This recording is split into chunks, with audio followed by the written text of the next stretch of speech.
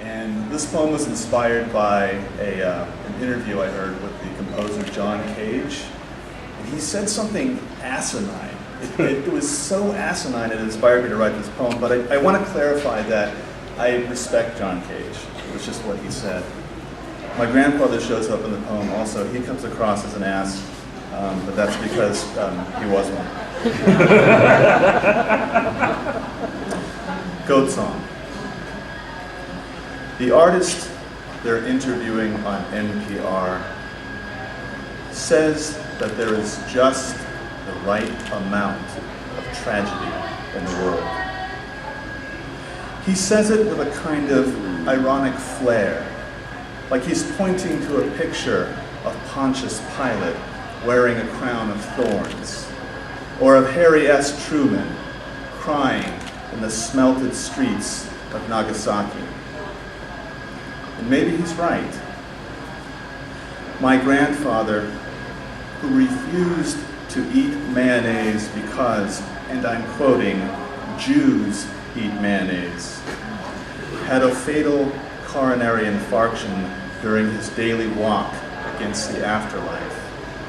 His heart, it seems, could not tell the difference between unsaturated fat and the most saturated of ethnic hatreds. So, you see, sometimes tragedy has a kind of scale to it, like that statue in front of the courthouse, and, I must conclude, a wicked sense of humor.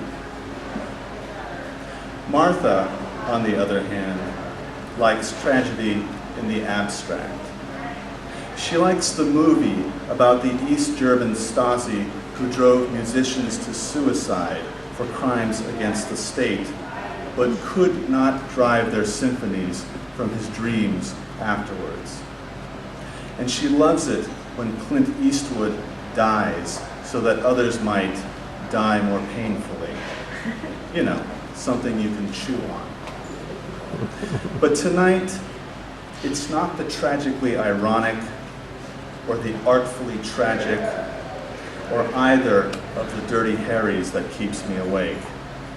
It's humanity, which is sometimes like an endless Greek play I can neither leave nor understand, that has me thinking. And tonight, it flickers in the window of my consciousness like intermissions almost over, and the third cruel act is about to begin. Someone has shown me photos from the killing fields of Cambodia. In one, a woman with bruises and burns on her face stands before the camera of her captors and smiles. She looks as if she hears a question buried deep in the earth, and as if she understands nothing can be answered from a place like this. She also looks as if she's about to exit a life in which understanding is itself pointless, which may be why she's smiling. Here, in the future she'll never get to, the present carries its grief from place to place like a satchel of suffering, a black bag of endurance. Ask about the bag, and Darfur answers, hard pan moaning in the belly, and Israel answers, bombs ticking in the coffee, and Nigeria answers, oil swimming in the soup, and China answers, tanks gnashing at the spine, and answers, and answers. With each, the world thins, is reduced somehow, until only two questions remain. What does the right amount of tragedy look like? And will I recognize it if I see it? Perhaps the questions themselves are tragic, enough to tire dead grandfathers, make symphonies moan in the East, and justice cry on the face of statues. And I'll close with this longer poem.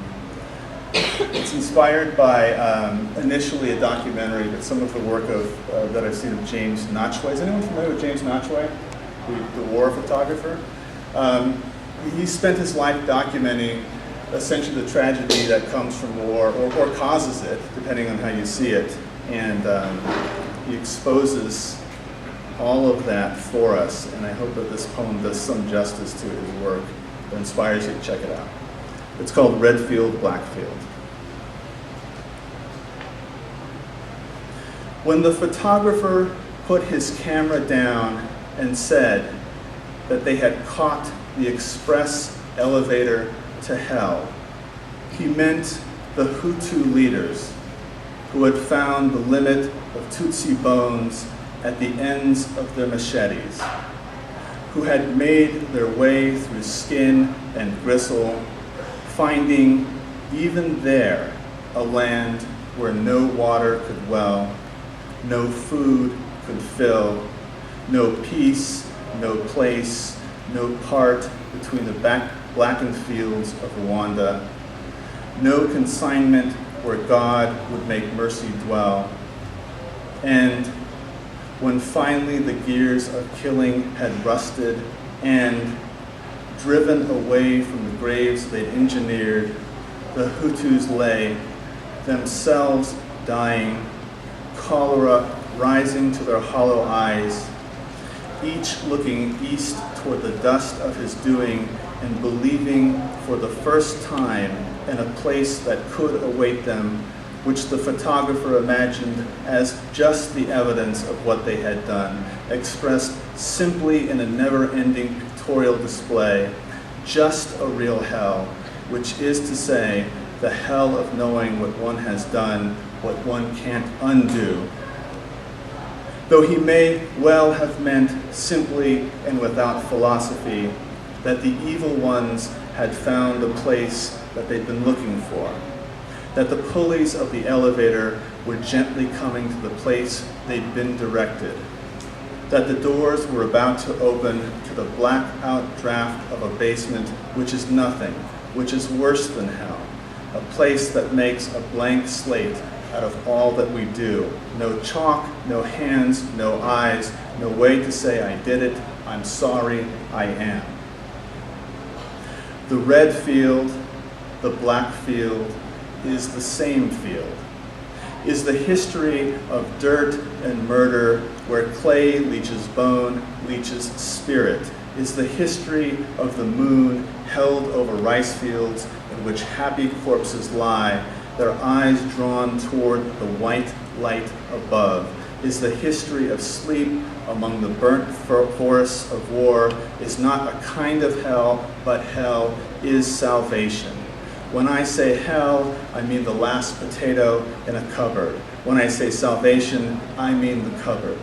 When I say hell, I mean naked in a foreign land. When I say salvation, I mean foreign in a promised land. When I say hell, I mean salvation, then hell again. A child crawls out from his mother with a map tracing each breathing river to a basin of hunger. Red field, black field. A city shoves its silver landscape toward a postcard. Boy in the city steals postcard, sells postcard, eats. When I say city, I see shining weeds above a red field. When I say black field, I see girl along the riverbank, girl along the bank of impossible need, girl along the boulevard of beautiful hordes.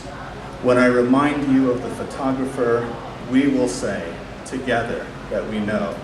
What we mean is that we don't want to know. When I say red, black, hell, salvation, hunger, need, murder, field, moon, and river, they are just sounds. When I say elevator, you will hear the sound of its arrival.